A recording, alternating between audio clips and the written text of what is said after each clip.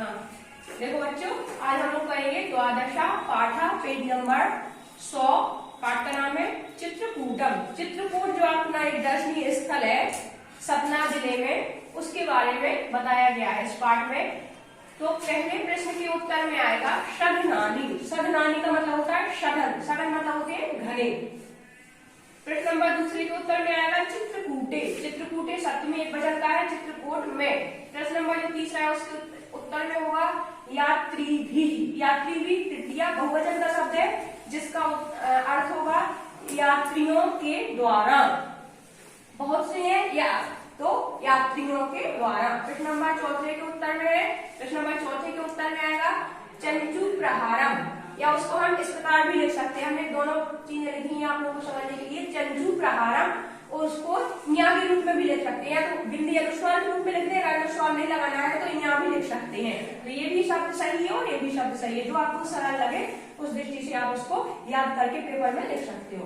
प्रश्न नंबर पांचवें के उत्तर में आएगा चित्रकूटतः पंचक्रोशात् दूरम गुप्त गोदावरी स्थलम वर्तते। चित्रकूटतः, चित्रकूटतः का मतलब है चित्रकूट से, पंचक्रोश दूरम 5 कोश दूर, गुप्त गोदावरी स्थल है। स्थान, स्थल मतलब स्थान। चित्रकूट से 5 कोश दूरी पे गुप्त गोदावरी स्थान है।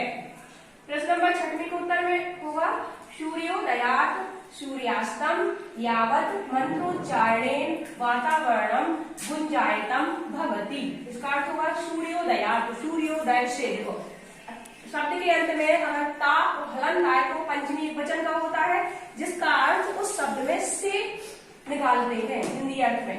तो सूर्योदय से सूर्यास्तम, सूर्यास्त तक, यावत तक, मंत्रोच्चारण। देखो एक ही मात्रा शब्द के अंत में आया, एक ही मात्रा और ना शब्द के अंत में आया जो, तो वह तृतीया एक वचन का शब्द होगा। इसका अर्थ होगा मंत्रोच्चारण के द्वारा।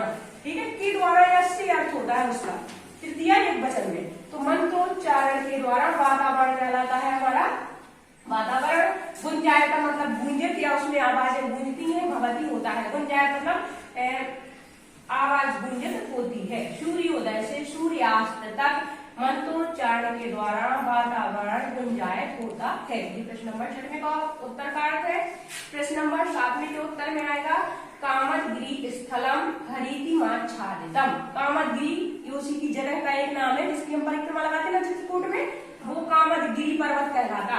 तो उसके बारे में बताया गया वो कैसा है। उत्तर आया है कामदगिरि स्थलम हरिति, हरिति कहलाता है हरे पने हरियाली से, वहां आच्छादित मतलब आच्छादित कहलाता है ढका हुआ है।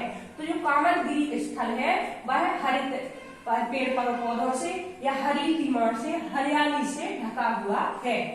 प्रश्न नंबर 8 का उत्तर है हनुमान धारा जलप्रपात खलु दृष्टव्य। हनुमान धारा नाम का जो जलप्रपात है वह देखना चाहिए। दृष्ट धातु में तव्य प्रत्यय है, दृष्टव्य देखना चाहिए। हनुमान धारा जलप्रपात निश्चित रूप से देखा जाना चाहिए। प्रश्न नंबर 9 का उत्तर आएगा जन सुत्यानुसारम अत्रैव अनुसुईया ब्रह्मा विष्णु महेशानाम स्वतपसा बाल रूपेण साक्षात्कारम कृतवती। तुमने अनुसुईया वाली कहानी शायद सुनी होगी। तो राम उनको ब्रह्मा विष्णु महेश को बच्चे के रूप में बना दिया था, फिर उनको भोजन परोसा था। तो वही वो मंदिर के स्थल के बारे में बताया गया है कि एक जनश्रुति के अनुसार अत्रय मतलब यहाँ ही या यहाँ पर ही, अनुसुईया, अनुसुईया के द्वारा ब्रह्मा विष्णु और महेश, महेशा नाम महेश को, ब्रह्मा विष्णु और महेश को स्वतपसा अपनी तपस्या से बाल रूपे बालक के रूप में साक्षात्कार कृतवती किया। मतलब एक जनश्रुति है कि यहाँ पर ही अनुसुईया जी ने ब्रह्मा विष्णु और महेश को अपनी तपस्या के बल से बाल रूप में करके उनका साक्षात किया, उनके सामने वो गई। प्रश्न नंबर 10 के उत्तर में आना है सीता, माता सीता अत्र यहाँ ही स्नान करती थी। इसमें मतलब है था, भूतकाल का शब्द हुआ इसमें करती थी। एक कारण, इसी कारण से जानकी कुंड प्रसिद्ध है। तो प्रश्न में आया जानकी क्यों, जानकी कुंड क्यों प्रसिद्ध है। तो वनवास के समय में राम लोग वहीं पर रहे थे ना कामदगिरि पर्वत पे, कुछ समय के लिए उन्होंने दिन बिताए थे जब वनवास के लिए निकले थे। तो वनवास के समय में सीता माता यहाँ पे स्नान करती थी, इसी कारण से जानकी कुंड यहाँ पे प्रसिद्ध है। अब थोड़ा सा इन शब्दों का उच्चारण कर लेंगे। सघनानी, चित्रकूटे, यात्री भी,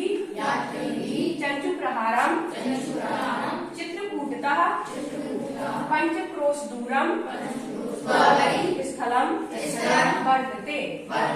सूर्योदयात् सूर्यास्तं यावत् मंत्रोच्चारेण वातावरणं गुंजायतं भवति। कामद्गिरि स्थलं हरीति आच्छादितम्। हनुमानधारा जलप्रपातः खलु द्रष्टव्यः। जनश्रुत्यानुसारम् अत्रैव अनसूया ब्रह्मा विष्णु महेशानां स्वतः बालरूपेण साक्षात्कारं कृतवती।